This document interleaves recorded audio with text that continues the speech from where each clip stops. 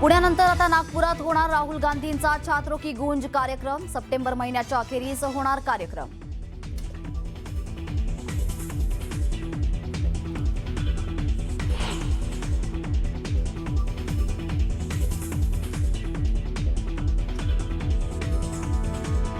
विखे पाटील, प्रसाद लाड, उदय सामंत घेणार जरांगेंची भेट। 29 ऑगस्ट पासून जरांगेंचं अंतर्वालीत आमरण उपोषण।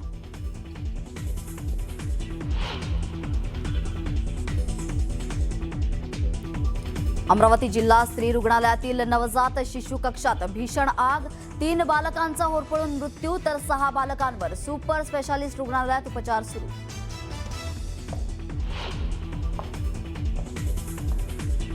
मुंबईतील माझगावमध्ये गणेश आगमन मिरवणुकीदरम्यान 2 गटांत राडा। पोलिसांकडून अज्ञातांविरोधात गुन्हा दाखल।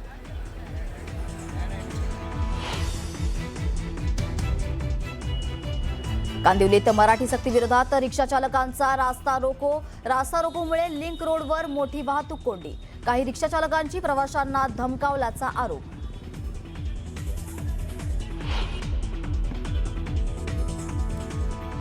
वाहतूक कोंडीच्या मुद्द्यावर भांडूपमध्ये मनसेचं आंदोलनामध्ये संजय राऊतही सहभागी। ये देखो आदमी को खिलाते देखो। नालासोपाऱ्यात हॉटेलमध्ये ग्राहकांच्या आरोग्याशी खेळ। भातावर उंदीर आढळल्यानं स्वच्छतेचा प्रश्न ऐरणीवर।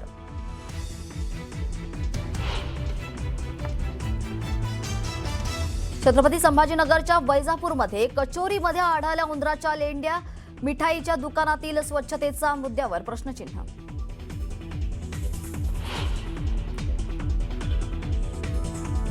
गडचिरोलीत गेल्या 24 तासांत मुसळधार पावसाची हजेरी तर छत्तीसगड आणि तेलंगणाच्या सीमावर्ती भागातही मुसळधार पाऊस। पूरस्थितीचा धोका निर्माण होण्याची शक्यता। गेल्या 35 वर्षांतील सर्वात कमी पावसाची सिंधुदुर्ग जिल्ह्यात नोंद। सरासरीच्या तुलनेत 29% पावसाची तूट।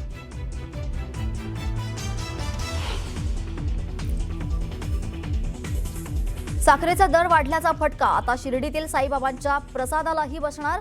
प्रसादाच्या किमतीत 30% महागण्याची शक्यता।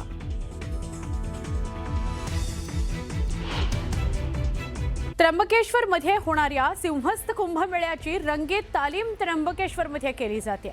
त्र्यंबकेश्वर पासून अलीकडे 8 किलोमीटर अंतरावर सामान्य भाविकांना त्यांची वाहनं पार्किंग करून पुढे सरकारी बसेसनी त्र्यंबकेश्वरला सोडण्याची व्यवस्था केली गेली आहे। मंत्री गिरीश महाजन यांनी देखील त्यांचा ताफा पार्किंग जवळ सोडत सामान्य प्रवाशांबरोबर आणि भाविकांबरोबर बसमधून प्रवास केला। 20-25 जणांचा मृत्यू सुद्धा झालेला होता। त्याच अनुषंगाने आता सरकारने त्या दृष्टीने पाऊल टाकलेलं आहे। शिकवणी विधेयक आणलं जात आहे, त्या अनुषंगाने सूचना आणि हरकती सुद्धा मागवल्या जात आहे। येत्या हिवाळी अधिवेशनामध्ये हे विधेयक देखील मंजूर होईल अशा स्वरूपाची माहिती आहे। किती महत्त्वाचं वाटतं? क्लासेसच्या बाबतीत मला वाटतं निगेटिव्ह पॉझिटिव्ह अशी सगळी मतं आहेत। आजकाल क्लासेसचा एवढा म्हणजे उपयोग विद्यार्थी करतात की शाळा कॉलेजला कोणी बहुतेक ठिकाणी जात नाही आणि सगळे क्लासेसच त्या ठिकाणी जॉईन करतात, ही वस्तुस्थिती आहे। पण या संदर्भामध्ये मी सांगितलं की दोन्ही मतं आहेत, मतांतर आहेत। मला वाटतं या संदर्भामध्ये चर्चा होऊन सदनामध्ये या ठिकाणी चर्चा होऊन या संदर्भामध्ये योग्य निर्णय शासन या ठिकाणी घेईल। गिरीश महाजन यांनी आज पुन्हा एक वक्तव्य केलेलं आहे। गिरीश महाजन संजय राऊत अरे संजय राऊतांनी एक वक्तव्य केलेलं आहे की जिल्हाधिकारी महोदय आपण देखील स्वतःची पाहणी करताय। बऱ्याच अंतरावर नागरिकांची वाहनं पार्क केली जात आहे। नागरिकांची ओरड होती की लांब राहावं लागतंय, मात्र आपणही आपल्या गाड्या तिथे सोडल्या, प्रवाशांबरोबर आहात। नेमकं काय कारण यामागचं? याच्यामध्ये आपण बघू शकतो, याला आपण डिझास्टर मॅनेजमेंट टर्म्समध्ये फनेलिंग म्हणतो की सगळे म्हणजे एक कोई बॉटलनेकला गर्दी पाठवू नये। त्याच्यामुळे काय होतं की आपण जे डिवाईड करतो गर्दीला, त्यामुळे सगळ्यांना एक चांगला अनुभव त्या ठिकाणी येतो आणि कुठल्याही प्रकारची अडचण न होता लोकांमध्ये हे होतं। आता तुम्ही स्वतः प्रवास केला माझ्यासोबत, तर तुम्ही बघू शकतो की आपण आता त्र्यंबकेश्वर शहराच्या आतमध्ये आलो आहे। कुठल्याही प्रकारची म्हणजे पोलीसच्या बंदोबस्त नाही, काय नाही। आपण एक साधारण बसमध्ये कोणाला ना सांगता आपण प्रवास करतोय आणि ट्रॅफिकची वाहतूकची कोंडीने आज श्रावणच्या दुसरा सोमवार आहे। या ठिकाणी गर्दी जो आहे ते 5 लाख से पुढे आहे।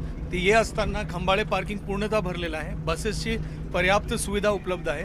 आणि आपण या बसच्या माध्यमातून पाठवतो, त्यामुळे गर्दी लोकांना वेट एकच ठिकाणी करण्याची वेळ येत नाही आणि कुठल्याही प्रकारची वाहतूक कोंडी याच्यात होत नाही. 5 लाखाहून अधिक भाविक आहे. ही एक प्रकारे रंगीत तालीम आपल्याकडनं केली जाते. काय काय नेमकं यामध्ये भाविकांना काय सूचना दिल्या जातात किंवा काय नेमका अनुभव यात? आपण कसं आहे, प्रशासनाचे सर्व अंगांचं सहकार्य, त्याचबरोबर महत्त्वाचा जो रोल आहे तो भाविकांचा आहे. भाविकांचं सुद्धा ह्याच्यामध्ये सहकार्य. थोड्या अंतरावर जरी आपण त्यांना थांबवलं तर त्यांना जाणीव आहे की आपल्याला पुढचा प्रवास सुकर होणार आहे. म्हणजे आतमध्ये गेल्यानंतर प्रत्येक भाविकाला अडचण होण्यापेक्षा सगळ्या भाविकांना जर सुकरता मिळायची असेल तर ह्या पद्धतीच्या पार्किंगचा आपण पोलिसांनी किंवा प्रशासनाने सांगितल्याप्रमाणे त्याचा वापर केला पाहिजे आणि त्या ठिकाणाहून ज्या बसेसच्या व्यवस्था आहेत त्या बसेसच्या व्यवस्थेचा पुरेपूर उपलब्ध बसेसचा व्यवस्थेचा वापर केला पाहिजे आणि जेणेकरून आपण बघतोय की या ठिकाणी स्मूथ अशी प्रवास होतोय. बस थेट त्र्यंबकेश्वर शहरामध्ये येते, त्यामुळे पार्किंगमध्ये गाडी लावून बसने प्रवास करणं हे खरं तर पर्यटकांसाठी आणि भाविकांसाठी देखील सोयीचं वाटतंय. त्यामुळे प्रवाशांनी आणि भाविकांनी प्रशासनाला सहकार्य करणं अपेक्षित आहे. व्हिडिओ जर्नलिस्ट हेमंत बागुलसह लक्ष्मण घाटोळ, न्यूज 18 मराठी, त्र्यंबकेश्वर, नाशिक.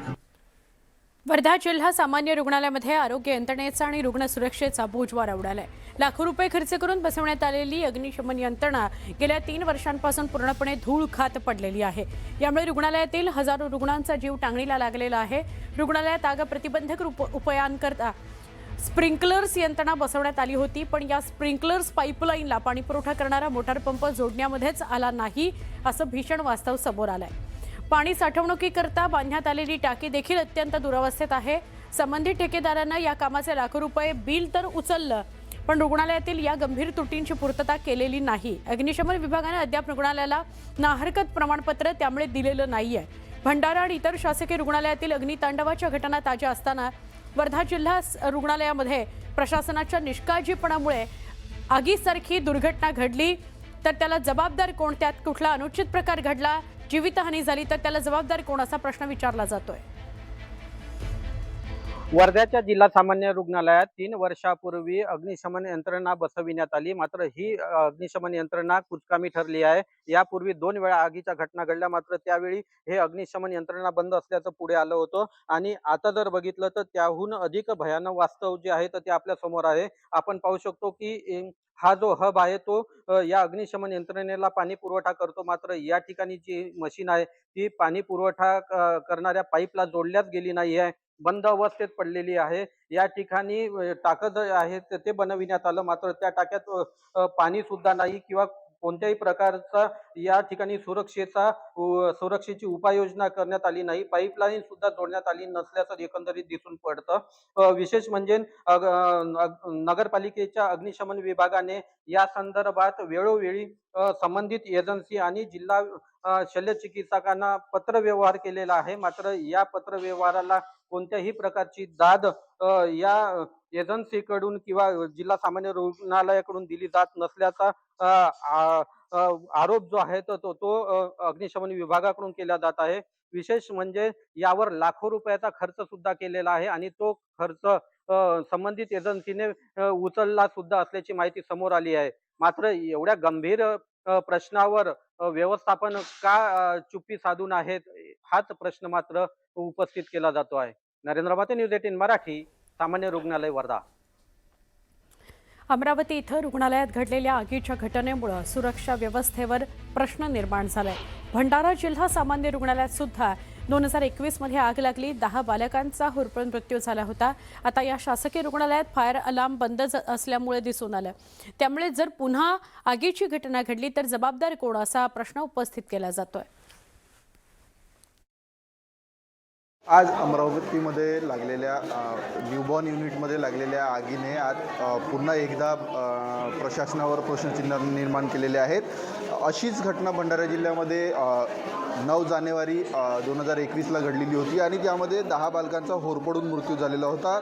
तर त्यानंतर प्रशासनाने फायर ऑडिटचे निर्देश दिले आणि संपूर्ण गव्हर्मेंट हॉस्पिटलचे फायर ऑडिट करण्यात आले. मात्र आता ते फायर ऑडिट झाले, त्याच्यानंतर फायर सेफ्टी लावण्यात आले आणि आपण बघू शकतो की इथे भंडारा जिल्ह्यातील जिल्हा सामान्य रुग्णालयामध्ये लावण्यात आलेल्या फायर अलार्मची स्थिती काय आहे आपण बघण्यासाठी आलो आणि इथं बघितल्यानंतर असं कळतो की ह्या सिस्टम पूर्णपणे बंद केलेला आहे. फायर अलार्म पूर्ण बंद अवस्थेत पडलेले आहेत. तर 2021मध्ये घडलेल्या घटनेचा कुठंतरी हॉस्पिटल प्रशासनाने धासका धरलेला नाही किंवा पुन्हा एकदा निष्काळजीपणा इथं सामोरे यायला लागलेला आहे. जरी पुन्हा एकदा जरी अशी घटना घडली तर किती लोकांचे जीव जाणार किंवा काय होणार याकडे आता प्रश्न उपस्थित व्हायला लागलेले आहेत. सर्वर शेख, न्यूज 18 मराठी, भंडारा.